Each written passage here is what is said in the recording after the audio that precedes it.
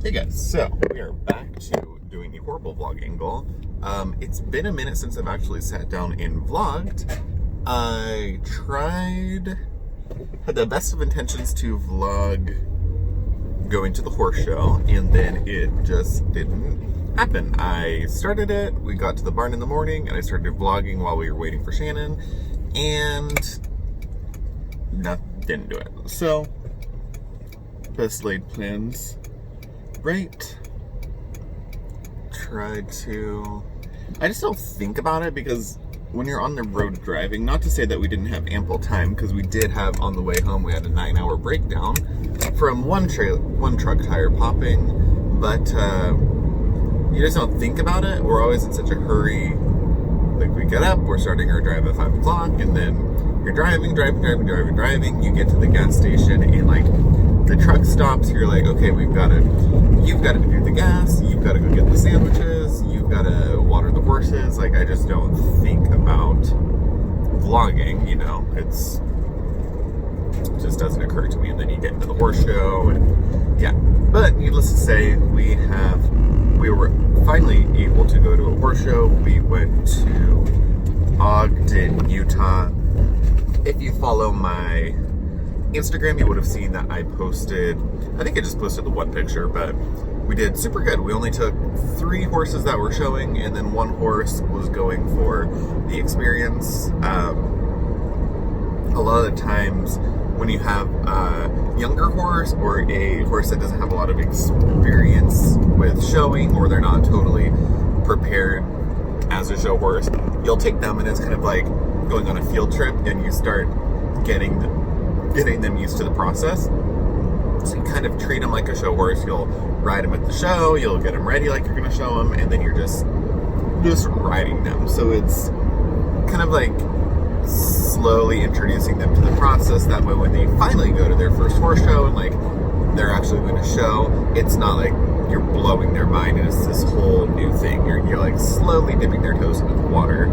It's like you don't just jump into the pool at the 6 foot and you slowly work your way up. So we took 3 horses that showed, Sheldon, Cowboy, and Harley, and then 1 horse, Petey, just went for the experience basically. But it was good. It was very strange. Like, I'm pretty sure our barn were the only people who actually brought face masks with them. It was alarmingly normal. Like, there were probably, at one point in time, 70 people smashed together in, I don't know, a 50 by 100 foot space. It was potentially not great given the current situation, but what can you do? We did, however, actually get to go out go to 2 restaurants, and it was nice. It was like, definitely have missed going to restaurants, so it was nice to be able to go and be in a state that had opened up. And it was really it wasn't horrible. We all wore masks going into the restaurant.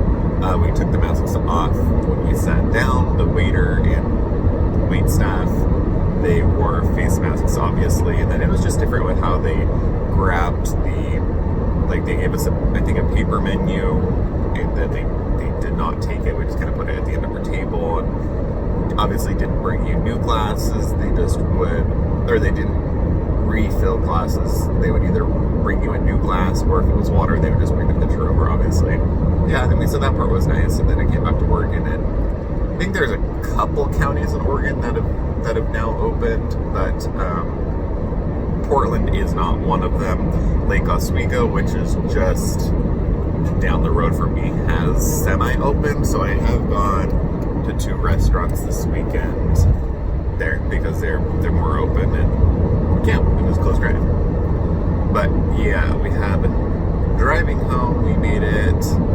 The show would run really long into the late days, so we decided, instead of just doing a 1-day drive, because really you can make it a 1-day drive from Ogden to where our barn is. It would be a long day, about 15 hours, but we can do it.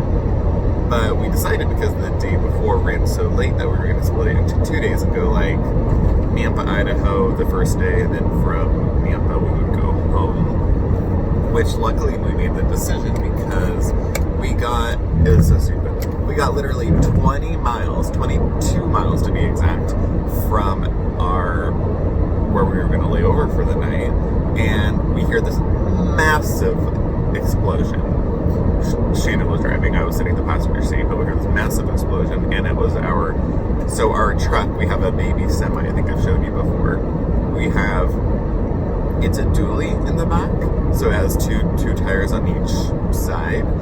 The inside dually tire blew up, like bam, blew up. It ripped off. We have this little compartment where we hold our oil, antifreeze, all of that stuff. Ripped off part of that compartment and then pulled the tire well up over the tire. So that was interfering with driving. And then of course it happened when we were going slightly downhill with like a 4-foot shoulder. So we were over as far as we could, but then there was this big drop off, so we couldn't get over anymore. We sat there for 2 hours, and it was Sunday in Idaho. Sunday in Idaho during COVID. So Sunday is, if you're religious, Sunday is Sunday, and Idaho is very religious. So we're not getting anybody's help. We can't get a tow truck. We can't get a tire repair. We can't get anything. And then we have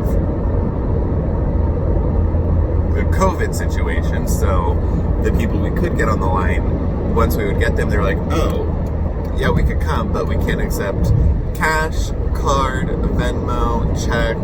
Basically, we can't accept any form of payment. The only thing we can do is if you are a national carrier and you have an account with us. Like, okay, well, we're private, so we don't. So can we send you Bitcoin or something? Like, how can we pay you? Let's make this work. The answer was no. So I had to finagle the tire well. I had to break off the rest of the compartment that was destroyed. I had to finagle the tire well with a series of horse chains and bucket chains to hold it back so it wouldn't rub on the tire. We drove 1 mile to the exit so we could be safe. Sat there for another 2 hours, and then we couldn't get anybody, so we're finally like, okay, fuck it, we've got to go. We're only 22 miles away, let's just kind of slowly limp our way in. It's better than sitting. We can't stay on the side of the road overnight, that's just not going to work. So we slowly limp. I make sure all of our chains and everything are staying, it's holding that tire back, and we go maybe 15 miles an hour. We get 5 miles, it's going well, we're slow, but we get 5 miles, and then this cop gets behind us, follows us, and then leaves. We get another 5 miles. Now, at this point in time, we get pulled over by an actual cop. And Shannon's like, thank God you pulled us over. We could really use the help. We can't get anybody.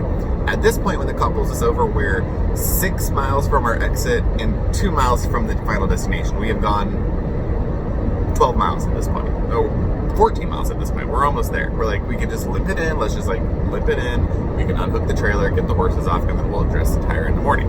It's fine. And he's like, he's this kid that was a police officer, a state trooper, and he's from San Diego, so I don't think he's totally used to the ways of Idaho 10. So he's like, what do you mean? We can't get anybody. He's like, okay, well, let me call my dispatch. I'm like, okay, call your dispatch, but I'm telling you right now, we can't get anybody.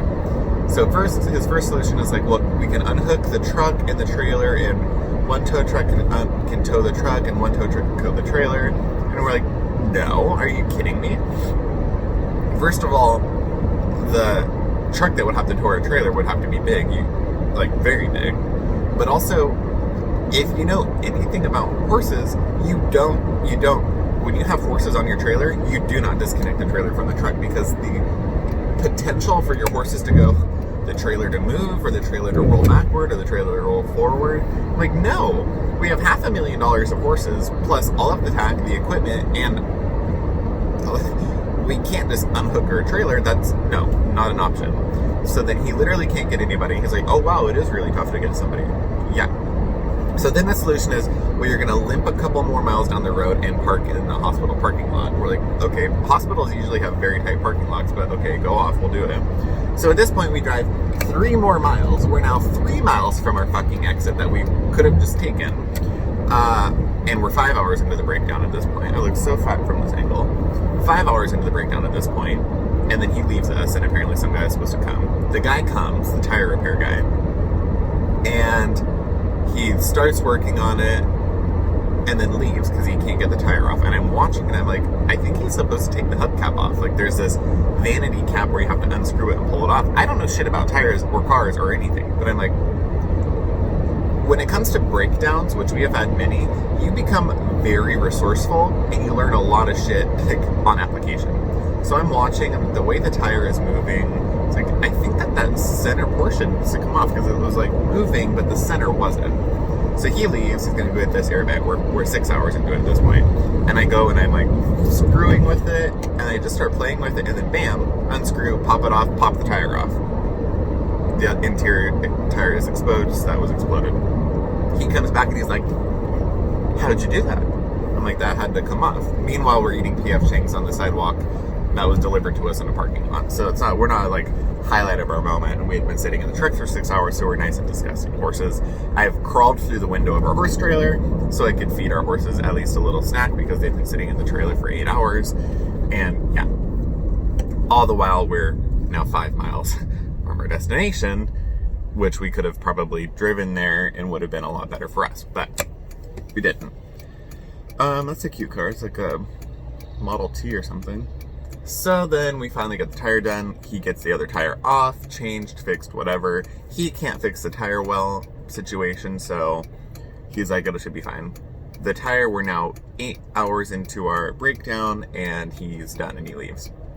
Like, the tire well can't stay like that. So we take another half an hour to like chain back the tire well to make it stay until either the next day or till we get home.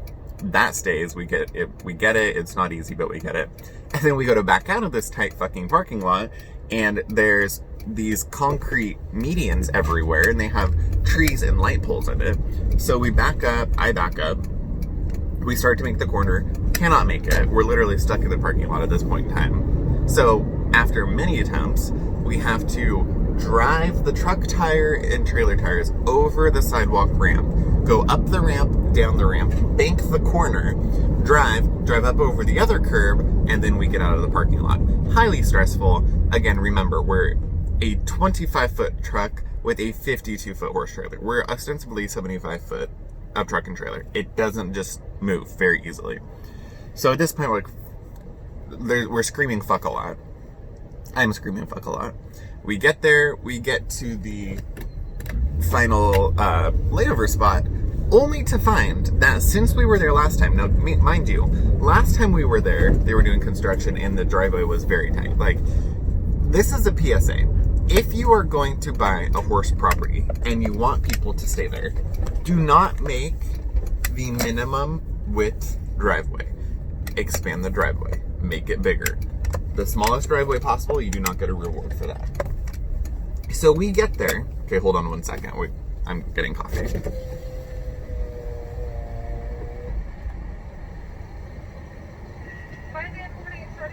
Hi, could I get a venti cold brew? No problem. What else for you? That's it. And can I get your name for the order? Sure, it's CJ. Thank you, CJ. We'll see you up at the window. Thank you. So we get there to find out that there's a new boulder and a new brick mailbox on the one side of the driveway, and then the electrical box on the other side, soft dirt on the far side. So we're like, seriously, it was tight anyway. Last time we almost hit the electrical box. So I start making the corner, and it's pitch dark at this point, remind you. Start making the corner. Sorry, I thought we were going. Start making the corner. Shannon's screaming that I need to go straighter. Well, I can't. So I start going towards the trees. Now I'm in the trees. I get stuck on a pine tree. Shannon's screaming that I'm close to the electrical box. I back up, pull forward, get stuck on the tree again. Back up. Shannon's like, you gotta go. So I run over the top of this baby pine tree, destroy it. And we're like this far. When we come out the next morning, we were that far from hitting the electrical box. And then we finally unload and it's like stress-free and I click, fuck. We come out the next day and it's like half of the tree is destroyed. We almost went into the ditch. It was not ideal. Okay, I have to get my coffee. 1 second. All right, we're back. We've secured the goods. But yeah, honestly, that's like the most condensed version of what happened. Let me tell you, we have a lot of breakdowns. Lots of experience breaking down. And everyone is a unique situation. And everyone is definitely tests your coping slash adaptation ability.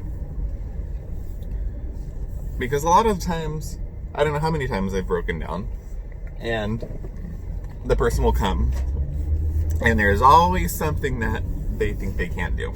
Like, no, we can't do this, and then they'll try to leave, and you've got to be like, oh, honey, no, you're not fucking going anywhere. You come back, we're going to figure out how to do this. Like, one time, we had broken down, and it was a trailer tire that had blown, and the guy couldn't figure out how to get our vanity plates off of our tire wheel, whatever. So he was like, okay, I'm going to leave. Meanwhile, I'm sitting there watching, we're in California, there's a fire that's coming up over the hill. I'm like, no, you're not going to leave. We're going to burn to a crisp in this weird hellhole Armageddon land. Like, let's figure this out. And I grab any tool I have and start just doing things and finally get it off.